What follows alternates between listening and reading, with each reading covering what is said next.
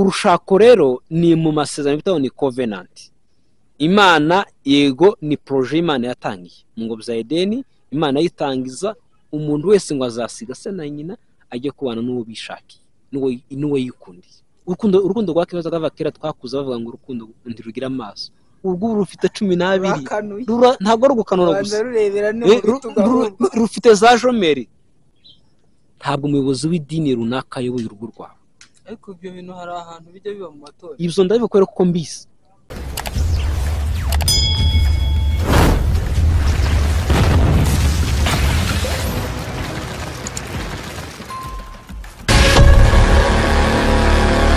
Ladies and gentlemen in diaspora and local nk'ibisanzwe nitwa Snow. Iyi ni Snow TV. Hano rero sinzi ukuntu ndibabwire noneho, ariko uyu mutumirwa dufite ubanza hano hamajengira ngo kuba mu rugo gusa sinzi we araza kubibwira babwire nyine n'ukuntu hano ari mu rugo, hanyuma namara kubabwira ibyo ababwire n'icyo yabapfunyikiye nk'abakunzi ba Snow TV. Murakoze cyane. Nk'uko umuvandimwe bivuze, nibaza kuko hano ari ndi mu rugo nubwo iminsi yaba myinshi, ariko byanza bikunze iyo umuntu ari mu rugo niyo yamara imyaka 40 n'ubundi aba yisanga. Nitwa Japhet Rutebuka, umufatanyabikorwa n'ubundi wa Snow TV mu buryo bw'ibitekerezo ndetse n'indi terambere ritandukanye. Murakoze. Noneho rero abadukurikiye mwamwumvishe, ariko mumaje kumenyerana nawe, ngira ngo mumaje kuba inshuti yanyu akadasohoka, kandi ni byiza cyane. Urukundo mugaragaza mu mweka twararwishimiye. Abantu nari nababonye cyane muri commentaire bwashize kabisa, mpita mbona ko iyo waje ikene. Arakoze cyane. Nanjye nagiye mbona commentaire z'abantu bambwira kuko bishimiye rwose ubufatanye bwanje na Yusufu ndetse na Snow TV. Ni nayo mpamvu turi hano, ngiye abantu batatwishimira ntituba twaragarutse hano. Turi hano kubera kuko mu byo twagiye tuvuga hari ibindi bagiye banyandikira bambwira, uyu munsi nahisemo ibisubizo birinza kubasubiza, ariko banditse byinshi. Urumva rero turi hano kubera kuko natwe twishimira kuvugana n'abadukurikira hano kuri Snow TV, mukungurana ibitekerezo bitandukanye kugira ngo twubake ya societe nyarwanda twavuze twumva twifuza. Nge rero reka mbanze nsuhuza abantu bose baje muri commentaire, yego, bakagira ibyo basaba. Kabisa n'abantu bigaragaza ko bakurikira. Yego. Iyo umuntu atabona feedback za commentaire bivuze kuko abantu batakurikiye kandi batahaye agaciro izo yivuga. Ariko iyo umuntu wanditse akagoza feedback bivuze kuko icyambere barategera ibyo wavuze, icya kabiri abarabasha kugira ibizakuramo akabyumva, akaba atariko noneho kwera ko numvise kino nanasaba n'ikindi kirushijeho. Nico bisobanuye. Ikibazo tubabwira ko abadukurikiye rwose icyo muzajya musaba nicyo tuzayakora. Uko tubivuze kandi abivuze twagiye tuvuga mbere y'igihe, iyo abantu baganira twungurana ibitekerezo bitandukanye. Hari n'ibyo nanje badusaba akambwira atari kino bintu twabikoreke gute, nkanasoma. Nk'ubu nari maze ibyumweru ndimo ndasoma kugira ngo nzabashe gusubiza byibuze mu byo bagiye basaba. Rero ico musabye twumva mukene ko tubaganiriraho, turi hano kugira ngo tukiganireho. Narabakunze abantu badukurikira genius. N'abantu basobanutse.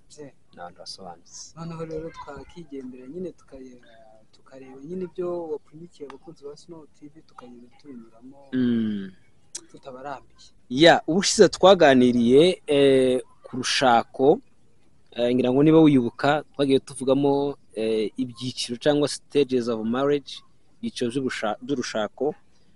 Ni muri iyo context rero tumaze kuva kuri kiriya kintu, bivuze nkaho abantu babaye nk'abakanguka bagira ibindi bitekerezo n'andi matsiko yo kumenya ibirushijeho. Batubaje ibibazo nka bingahe, ariko ndasubiza uyu munsi 2. Icyambere batubaje ngo se ni izihe ngaruka zishobora kuba ku bana igihe ababyeyi bafite imyitwarire mibi. Noneho twavuye muri cage cya fiançailles, twageze igihe wubatse urugo noneho igihe muri ba babyeyi hadafite umuntu ufite imyitwarire myiza, ese abana bibagiraho iyihe ngaruka? Icyo ni icya mbere. Icya kabiri, barabaje ngo se ese igihe ubanye n'umuntu wamukundaga cyangwa Imana yaravuze kuko mugomba kubana, abemera Imana n'abasenga, biba bihagije kugira ngo umubano wanyu uzarambe? Ni ibintu uko ari bibiri, nibyo tugiye kuganiraho rero. Birakomeye, niyo mpamvu nanjye natekereje ko nagerageje kureba mu bantu bagiye babaza, nsanga harimo abo muri Kenya kandi bakora ibiganiro bitandukanye. Barambwira ati rero icyo kintu uzaba usubije muri showbiz muri rusange, ariko nsanga umuntu abaza icyo kibazo ni umuntu uba watekereje. Buriya mu ishuri twese twarize, iyo utumvise ntiwabasha no kubaza. Bivuze ko niba twarabonye feedback nk'izi ngizi zibaza, bivuze ko abantu babashije kumva. Kuvuga ngo ikiganiro cy'ubushize cyarumvikanye. Kitarumvikanye ntituba turi hano. Kandi ubwo niba abantu baracumvise hari ibyo bakuyemo.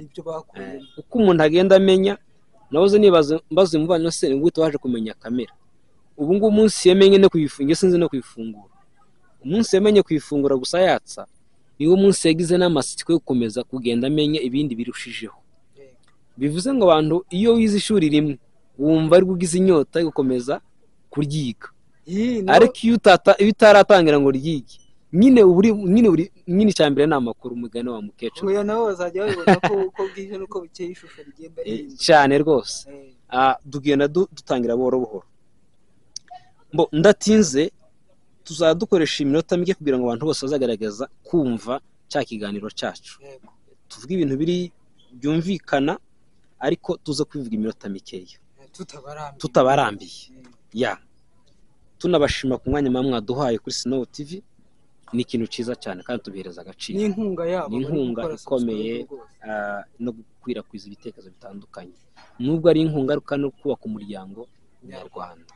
Nawe wibukurikiye, nanjye ubwanjye iyo nsoma, nanjye babamba mu kubona kandi nige ndushijeho. Kuko umuntu akubwiye ngo nkeneye kumenya ikintu runaka, urushaho kubanza, kuko nzi ko abantu badukurikiye ari abanyabwenge. Sinuvuga ibintu nanjye ntazi, bisaba ko mbanza badutera amabuye. Bisaba ko mbanza ngasoma, uko mbisoma rero mbere ko mbibwira abandi bantu, nanjye mba nabanje kubyibwira nkabyumva, kuko sinabwira umuntu ibintu nanjye ntumva. Kandi uko ngenda mbisoma nanjye ngenda mzumva. Mu yandi magambo, abantu bagiye baba abanyeshuri, iyo usobanurira umuntu mu magurupe ugenda urushaho kugira ubwenge. Tudatinze rero, kamere nkurikije ko nagiye mbyandika, ni samari. Ese igihe ubanye n'umuntu umukunda cyangwa Imana yarabivuze ko muzabana mukabana, birahagije kugira ngo umubano wanyu uzarambe? Iki ngiki cyo mere kuri kino kibazo, kuko harimo akabazo yabajije, niba Yusufu aterese umukobwa akaba aranabisengeye, Imana ikabimwemerera kandi umukobwa akamukunda, ese kuba Yusufu afite umuntu umukunda cyangwa afite umukunda, Imana yanabihaye umugisha, bivuze kuko Yusufu agenda akaryama agasinzira ngo urugo muzarambana? Mvuge ko icyo ngicyo atari cyo. Tugicishijemo umurongo. Icyo ngicyo mbere ko ngkivugaho tugishishijemo umurongo. Twavuze ko urushako ni amasezerano. Ni amasezerano ari hagati y'abantu babiri, umukobwa n'umuhungu. Baba batarababaga ko umuntu yitwa umugabo munsi yamaze gusezerana amategeko imbere y'Imana. Aya masezerano rero ubundi abantu bemera Imana amasezerano mu buryo bubiri, kuko bavuze ko babajemo Imana niba yarabihaye umugisha, bivuze ko tujyama tugasinzira. Ndaza kwifasha context y'Imana. Abantu bemera Imana cyangwa se Imana, amasezerano mu Kinyarwanda yitavuga ko ari amasezerano, ariko mu ndimi z'amahanga tugira icyo bita ngo ni covenant. Covenant akaba n'icyo bita ngo ni promise. Mu Kinyarwanda byose byitwa amasezerano, ariko mu ndimi z'amahanga ziba zitandukanye. Covenant ni isezerano nshobora guhereza Yusufu, ariko Yusufu ntazarigiremo uruhare. Kamubwira nzagukorera iki kintu niki, iwe akagenda agategereza. Njye wacemeye imbaraga bizantwara n'ubushobozi bizantwara, ntabwo Yusufu bimureba. Ikimureba nuko nzahura na Yusufu nkamusoreza amasezerano namuhaye. Iyo ni covenant. Naho promesse ni rya sezerano mpaye Yusufu, nkamubwira nti Yusufu ngiye kwishurira segonderi, ariko ntabwo Yusufu ari bugende ngo aryame kuko namwishuriye agenda aryame mu cumba ejo umwaka nurangira azabone diplome. Oya, bivuze ko Yusufu azogenda akicara mu ishuri, ngenda akoze umusanzu wanjye wo kumwishurira ishuri, natanze amafaranga y'ishuri. Yusufu nawe agiye gusafaringa aje mu ishuri yicare yige asome kugira ngo azabone diplome. Bivuga ngo iyo promesse rero ni igihe nabigizemo nshaka guha iyo promesse, nawe mufatanye umugenerwa bikorwa ubigizemo uruhare. Urushako rero ni mu masezerano bitaho ni covenant. Imana yego ni projet Imana yatangiye mu ngobyi za Edeni, Imana yitangiza umuntu wese ngo azasiga se na nyina ajye kubana n'uwo bishakiye n'uwo yikundiye. Ariko rero iyi covenant, urushako rero nubwo ari Imana yarutangije, Yusufu afite uburenganzira bwo kugenda agatereta umukobwa yumva akeneye. Japhet, Claude na Odette n'abandi tutavuze amazina runaka bafite uburenganzira bwo kugenda bagashaka agatereta n'umukobwa n'umuhungu yifuza. Ni projet y'Imana niyo bitangije ko kandi umuntu afitemo uburenganzira bwo kuja kuvugana n'uwo akeneye. Niba unasenze n'Imana ikakubwira ngo ni Yusufu, niba ntibivuze ko abantu batasenze Imana ngo ntibe ngo ni Yusufu, bivuze ko urwo rugo rutari ruzima. Oya, ubwabyo iyo ugenda urambagiza ufite character ukeneye guhitamo umuntu runaka, ntabwo Yusufu bigusabyuka ngo nawe mu muhanda avuga ngo kandi umuntu umugore wanje reka uba ufite character zawe, imiterere runaka wumva ukeneye kuri wa mukobwa. Urushako rero nubwo ari covenant, wa mukobwa afite uburenganzira bwo guhitamo umuhungu akeneye, n'umuhungu afitemo guhitamo umukobwa ashaka. Iyo mumaze kubana ni Imana yabahuje, ariko ntibihagije ngo ugende uryamusinzire ngo Imana yaravuze ngo yarabahuje mwarabanye. Niba yaravuze niba itaranavuze niyo yabahuje, kuko itabahuje ntimwabana.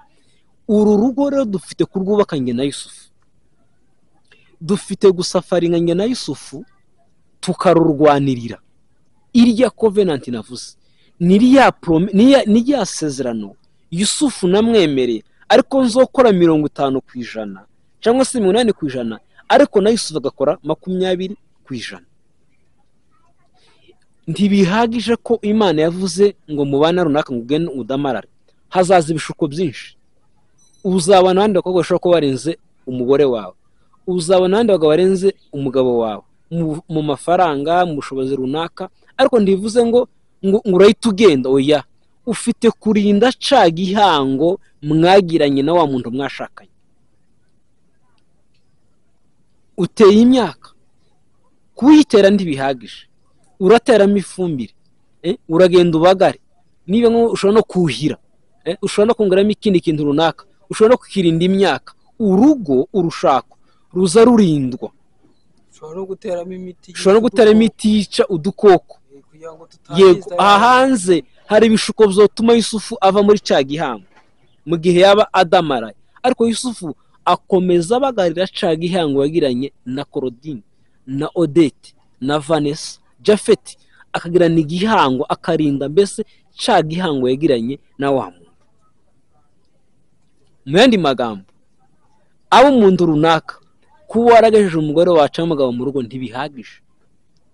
Abantu ingo zisenyuka, tubyumve neza, abantu ingo zisenyuka ntabwo ari abantu bahuye n'ibibazo birenze ibyo abo zidasenyuka, ntibibaho. Ahubwo dutandukanye muri capacity, mu bushobozi bwo kumenya kujera bya bibazo, kumenya kwihangana. Niba Japhet abanye na Yusufu agira umujinya, bivuze kuko Japhet azemera ce bugufi kugira ngo Yusufu akomeze abe muri wa mujinya, ariko nanjye nce bugufi nzaba nka kizimya moto muri make. Utararenga aho ngaho. Yego, hari umuntu duherutse kuganira. Yego, arambwira ati njyewe umugabo wanjye mufashe ancinya. Yego, ntabwo natera n'abamahane. yego. namaze ko icyo utatera n'abamahane ngo nshaka kubaka, naje kubaka ntabwo naje gutera amahane n'umugabo. aha. hanyuma se nintera amahane tukagirana amakimbirane, yego. arushijeho ayo ngayo bikabyara ko dutandukana n'umuryango ugatatana, yego. byaba bimariye iki? ati umuntu ugenda yego. n'uwo utazi icyo yaje gukora. ukiri aho ngaho umuntu rero yavuze ukuri. ntabwo dushigikiye ko abantu bacana inyuma, ntabwo tubyemera, ariko ntabwo igisubizo cya mbere gikwiriye guhita kizamo ari uko haboneka divorce. icya mbere ugomba kubanza kumenya kuko iyo Yusufu ashakanye n'umuntu runaka, ntabwo ari umuryango gusa wa Yusufu nawe mukobwa mwabanye.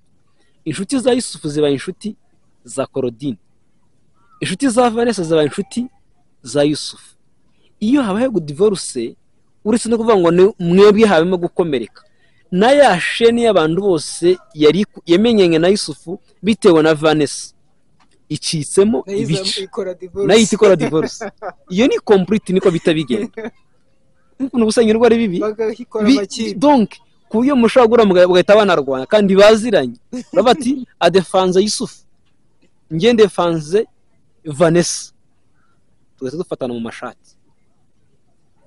nukuvuga ngo rero ryakosa niba ryawe yo gufata umuntu mwashakanye yaguye muri iryo kosa, tumenye ko ubuzima turimo bugizwe n'amakosa, kandi ubuzima budafite amakosa ntitwoba turiho. ubuzima bugizwe n'amakosa, kandi tumenye ko imbaraga zanje sizo za Yusufu. Yusufu afite ibyo ashoboye, nanjye mfite ibyo nshoboye, ariko mfite ibindi ndashoboye, sibyo? nawe ufite ibyo ushoboye. kubana rero mu rugo ni ukumenya ko kunyubahira ibyo nshoboye, kakubahira ibyo ushoboye, hanyuma ukihanganira ibyo ndashoboye, nanjye nkabyihanganira. sinzi niba ubyumvise iryo jambo. Urumva bijemo ubwenge bwinshi. ni ukuvuga ngo kubana n'umuntu, kubana n'umugore wawe cyangwa umugabo wawe, bisaba ko wowe mufasha wanje unyubahira ibyo nshoboye, ngewe umugabo wawe nkubahire ibyo ushoboye, bihita biza wihanganira ibyo ndashoboye, nanjye nihanganira ibyo udashoboye. ikintu cyo gutandukana rero ni ukutamenya ibyo bintu, ni ukutamenya ngo Japhet ashoboye ibi, okay, reka mbimwubahire kandi akomeza abikore neza. Yusufu ashoboye ibintu, okay, nkomeza mbimwubahire, ariko ibi ngibi adashoboye reka nabyo mbimwubahire. nanjye ibi ngibi ndashoboye, reka nure ko Yusufu abishoboye. uru rugo rero Imana yarugiriye icyizere ikahuza Yusufu na Vanessa na mpantangamo. ntabwo Yusufu aratwereka umugore w'umufiyanse wiwe. bivuze kuko dufite inshingano zo kurinda urwo rugo, sibyo? Yusufu afite inshingano zo kurinda urwo rugo mbere yuko haza, kuko hari abantu mwabanye badakeneye ko mubana. cyo mugomba kukimenya, umuntu wese agira abanzi n'abakunzi. barya abantu bari batarakeneye ko Yusufu na Vanessa twamenya gutanga urugero batabana, bari hafi ntibagiye kure, bakeneye ko n'undi rwa rugo rugira gute rusenyuka. nurangara gatoya bari hafi batange n'umusanzu, baratanga umusanzu. rero iyegereza Imana, ariko nkora uruhare rwanje. twikumva ko cyane nk'abarokore, reka rero mbwira cyane, tugira ikosa rikomeye, ikosa rikomeye cyane. umuntu akumva ko niba urugo rwari bitagenda neza azaja gusenga. ntabwo amasengesho akemura ibibazo byose. Imana yaduhaye ubwenge. Yusufu afite kwifatira umwanzuro w'ubuzima bwe. tuvuge niba nasinze cyangwa nta nijoro, keneye kuja gusenga kugira ngo Imana imfashe kuza nta ku manywa se? ntabwo bikunda. nkeneye kwiyereza discipline, nkamenye ko umwana arangene, umugore arangene, tubanze tugane tumenye amakuru, sinkene gutabura igihe mu gicuku. ntabwo ibintu byose bikwiriye kurangira mu masengesho, ahubwo nitugane na Yusufu. noneho saba mu makorari na za ministeri, ataje saa 5, kwa mbere ni ministeri, kwa kabiri ni korari, gatatu ni korari, mu rugo rwananiye. bivuze ko hari ibintu tujya kubaza Imana kandi tubishoboye. Exactly. hari n'ibyo Imana itiduta ikatwihorera. Imana yemera ubwenge bwa Yusufu, ikabona ntidufite ubwenge, ikabona turi kureba urutoki. yego. imana yizeye Yusufu imuhereza urugo, imuhereza n'ubwenge. Ibirenze ubwenge bwa Yusufu bibwira Imana, ariko niba ruvuga ngo ko ndataha mu gicuku, Imana iramfasha gutaha kare, nihereze discipline. Yusufu kugira ngo yige ntiyaryamye Imana ngo imufashe kubona amanota, yarize, siko tubizi, arara amajoro, Jafet arara amajoro, bakora coaching na etide na ba Yusufu n'abandi mudukurikiye, sibyo? None akabima ariko Mana ndabona geography ntarimo kuyumva, mfasha, ndimo ndiga ko ndibiyabijamo, kandi ngiye gukora ikizamini cya leta. Twese twarabikoze, nabaye twarabikoze, kozubwira Imana, Mana ngiye gukora ikizamini cya leta, mfasha. Ariko wize ntiwaryamye Imana gukorera ikizamini. N'urugo rero twikumva ko ibintu byose bizarangirira mu masengesho. Icyo Imana yakoze yaraduhuje, dusengera imishinga yacu, ariko kandi tunabikore, tureke kureka guruka, kandi Imana yaravuze ngo twarabanye, waraduhuje, ngo icuzabaco ntaco, niyo ndababeshe gutyo, ninde wababeshe gutyo? Nizere ko mu bantu bangurikiye ntawe ufite iyo myumvire ngo icuzabaco ngo muragendana. Oya aho ngaho nizere ko uwo muntu ndaho uhari. Ngo icuzabaco urakirwanirira, abanzi barasatanira aho ngaho ko barakirwanya. Birasaba ko Yusufu asafaringa akarwanya amajoro amanywa, akagenda agira gute, akigomwa, Imana igashigikira Yusufu, ariko nawe yagaragaje ubushake. Urugo rero rurabagarirwa, twikumva ko idini iri mu gihe ryose, itorero iri mu gihe ryose, ngo wumve. Hari n'abantu tubwende afite umuyobozi w'idini runaka, akaza mwumvira kurenza umugabo, ejo urugo rwasenyuka, ngo Mana ngo nashaka gukorera nde? Ntabwo umuyobozi w'idini runaka ayoboye urugo rwawe. Ariko ibyo bintu hari ahantu bijya biba mu matora. Ibyo ndabikorera kuko mbizi. Hari abantu bumvira ibyo ntabwo bikunda kubamo ku muyobozi w'idini kurenza uwo mwashakanye. Ugasanga rwose ikintu ahaye umugisha ni icyo ngicyo.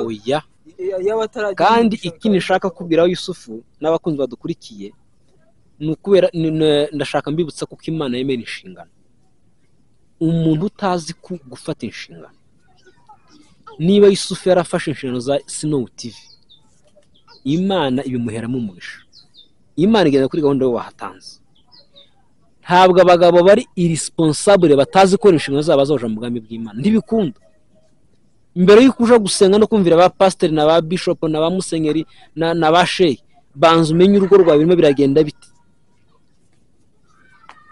Ni shehe w'urugo rwiwe, sibyo? Ni pastor w'urugo rwiwe, ni runaka w'urugo rwiwe, banza wumva amabwiriza agenga urugo rwawe. Numara kubahiriza iby'urugo rwawe, bizakorora kuja gusenga, Imana izanakumva. Ariko Imana ndiyumva abantu b'inzerereza, twitiranya ibintu kubera kudasoma. Twe dukunda Imana mu buryo bw'amarangamutima yacu. Ufite abana nka 6, ubasigiye umubyeyi runaka, ugiye muri restaurant kurarya ibyo kurya by'ibihumbi 20 mu rugo, nta sukari ihari, nta mata ahari, warangiza ngo pastor yaravuze ngo watanze iki? Tibibaho. Ubu ntibikunda. Ibyo no kugendera mu bintu biri emotionnel by'amarangamutima, tukibesha ko Imana iri kumwe natwe. Ariko Yusufu igiye yakoze inshingano zo mu rugo rwiwe, akarwubahiriza, sibyo? Imana yumva Yusufu kurenza iyo muntu wirirwa apfukama. Rero ndatinze, urugo ni isezerano riri hagati y'umukobwa n'umuhungu bimenyesha kubana, kandi bafite ubushake bwo kubaka. Ngaragaza ubushake bwo kubaka urugo. Numvise iminsi yashize Perezida Paul Kagame bivuga kuko kubera iki ngo turimo kubaka, turimo gushingira abana buri munsi bagatandukana buri munsi. Icyo ni kibazo gikomeye. Tekereza icyo kibazo, ikibitera niki? Duhura mu buryo bw'amarangamutima, tukibwira ko no mu rugo ntabwo mu amarangamutima, ntabwo za shenezani zikora mu rugo. Ibyo biza nyuma. Ngo hari n'abafite ubwenge bakagenda ari business bajya. Aha, iyo business umunsi yarangiye kagozi gahita gacika. Gahita gacika. Ngo bagiye kugabana. Yaha, umuntu ngo niba Yusufu afite imodoka ariko akakuba atari ko Yusufu ira modoka nzagitwara gute? reka nemere mbana Yusufu nitumara gusezerana ku murenge iriya modoka nayo miliyoni 12 wenda 6 nizanje kera yakubaze izindi 6 nizanje ariko rero ibintu ngo birakora biriya birahari cyane aho ukuntu umusore nyine bari gutera imbere hanyuma n'abakobwa bagahita batangira ibyo kumugendaho cyane. niyo mpamvu rero ubwiraho n'uyu munsi ne twibaza ko bigeza tutanye kuzinuka ingo cyangwa umukobwa yaba ari gutera imbere cyane abasore bakamwirukaho cyane. Nta rukundo rero, niyo mpamvu bizoroha gusenyuka. Niba business yambuzaga na Yusufu irangiye ntibikunda. Urukundo ndi guhishira Yusufu, ntabwo urukundo ruzi kwihangana. Ariko mu gihe hari Benz wakurikiye, umunsi Benz yagonze, urukundo rurangiye kuri Benz, ntabwo agukunda, akunda Benz ugendamo. Urukundo rumeze nk'urunyanya basaruye. Nzabigisha amoko y'urukundo rero, utunyijana ahandi hantu. Nzabigisha amoko y'urukundo. Mbere yuko ubana n'umuntu ugomba kubona wose urukundo n'uruhi. Yusufu mu rugo ntiyakora amarangamutima, hakora ibikorwa bya bindi uvuye kuri telefone, ndagukunda hani bebe, iyo yataguhahiye tiwo risohora mu kanwa. Tago risohora mu kanwa, ngamukubita igipfunsi undi ngo ndagukunda bebe. Wamukunda bebe, ibipfunsi bibe biravuze ubu ngo uramukunda. Tureke kwica n'abana bacu, twe abashatse dutuma n'abari inyuma badashaka. Urukundo rwa kibazo gavakera twakuza bavuga ngo urukundo ntirugira amaso. Ubwo rufite 12 ntabwo ari gukanura gusa, rufite za jomeri. Kubera iki? Ababyeyi bacu ntibagiraga imibare mu rukundo, fako gusa umuntu yamukuze. None ngubu afite Benz, afite akazi kangana gute, afite amashuri angana gute, ahembwa ngahe. Hari abantu bari mu ngo zifite ibyo bintu ariko basafariza Yusufu. Umuntu akavuga ati mbonye umuntu gusumbereza amahoro, kuko iyo utarabura amahoro tumenya agaciro k'amahoro. Impano wohereza uwo muzabana cyangwa mwabanye ni amahoro. Yusufu amahoro arahenze, tagaraye kuri Dodoma, tagare Rwanda Form, tagare mu nzu y'amakaro, ntibibaho. Ubuza ko kantu ndibuka hari undi muntu wanganirije ahantu ataha pe, ni ahantu heza ku buryo nyine ushobora kuhareba ukahita nka paradizo yo mu isi. Yego. Ariko yarambwiye ati nubwo ubona iki kizu, yego, ntacyo kimariye, ibintu byose birahari ariko nta mahoro mbifitiyemo, nabuze amahoro. Mpita mbona hari umuntu uvuga ati icyama nk'iyi nzu n'ibirimo. Yego. Urumva? Yego. Arimo asaba inzu n'ibiyirimo. Yego. Harimo inzu nziza n'ibintu byiza, ariko harimo n'umuntu udafite amahoro. Kankubwire nzimi nsoma igitabo cy'umugabo bita kubwiraho yitwa Jimmy Evans. Yanditse igitabo cyitwa ngo ni Marriage on the Rock, urushako rwubatse ku rutare. Siko yavuze, yaravuze ngo urukundo rwa nyarwo ngo rupimirwa mu bukene, ngo kuko mu bukire umuntu nibwo abona abakobwa bamukurikiye n'abahungu bamukurikiye batamukeneye urukundo, bamukeneye amafaranga, bityo akumva ko nataka zo babanye bizamworoka kubona undi muntu amusimbuza.